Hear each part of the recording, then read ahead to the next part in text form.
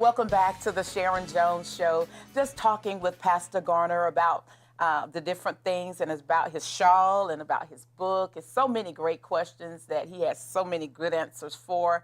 I just tell you, we need more time, but you know, we will have to just deal with it. However, can we talk a little bit about your ministry here? Yes, ma'am. We have a church that is on 2nd Avenue in Columbus. It's 2517 2nd Avenue. Okay. And it used to be the old Riverview Assembly of God. Everybody knows it by Riverview.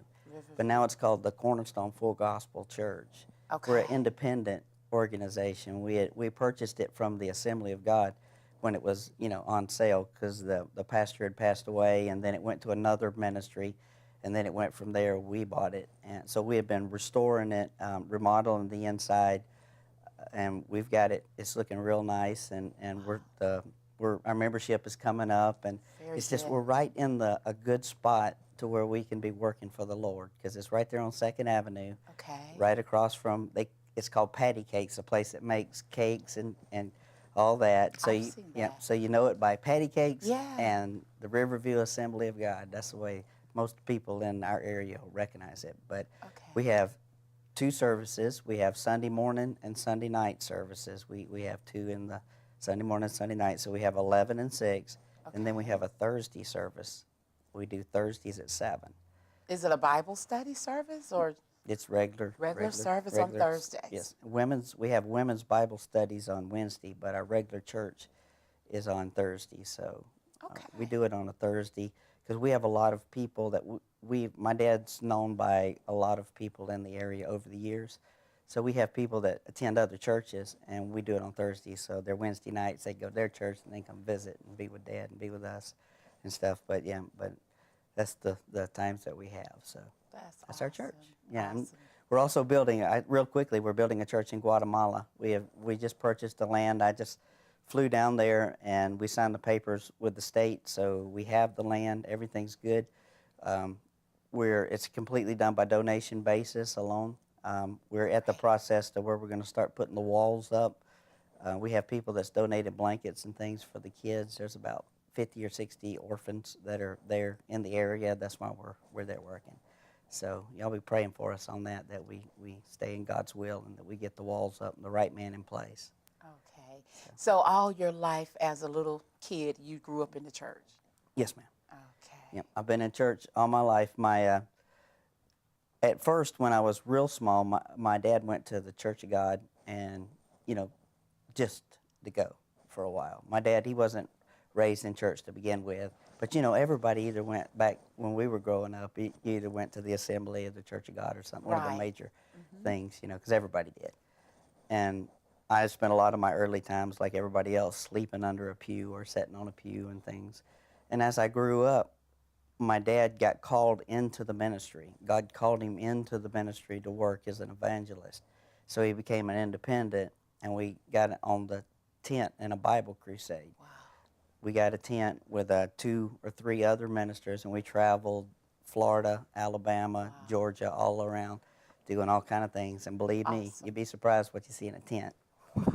So, there's a lot of stories. Yes, good stories, good times. That's good. But we traveled and we lived on God. We weren't rich. We didn't have a lot of money. We had to depend on God. There was times when we didn't know if we'd have food to eat, but God always sent somebody.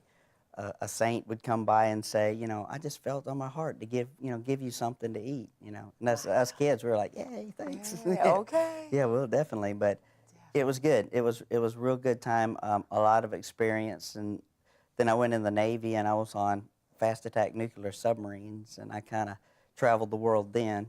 And I got away from God a little bit during my military time. But he brought me back when I came back. That's the great thing about our God. He promised to never leave us or forsake us. Come on now. So when I got back, he took me right back, and I prayed and repented and got back into what I was supposed to be. And then my ministry, I met my wife, and our ministry started picking up, and then it's been going strong ever since. So that's kind of me in a nutshell. So when was it that you learned that you see things? How did that come about? When I was young, when I was really young, I would always see and experience things like I've seen spirits, I've seen demons, I've seen angels and things, but I really didn't know what they were. You know, I would explain them to Mom and Dad and tell them things. But as I grew up, when we got in the tent ministry, we'd pray every night after service from 12 to 1 and 2 in the morning. Wow.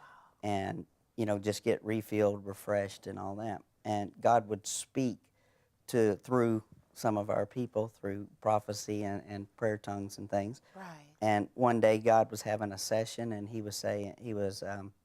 asked everybody, what would you like? You know, and people were saying different things. When it got around to me, I said, you know, I want to be deeper in the Word. I want to see things and experience things.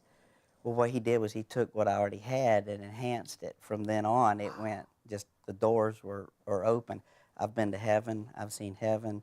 I've done just a bunch of different things. If we had time, I could explain it all, because I get excited about it when I start talking about it. But been to heaven. Yeah, I've been to heaven. I've seen it, and not only have I been to heaven and seen it, but I have been to Atlanta and took an independent polygraph test on my heaven experience and passed it 100% with no discrepancies and no flaws. And not so much for the believer, because the believer, you know, you're going to believe me anyway, Right. but just kind of to give the non-believer a little bit of hope.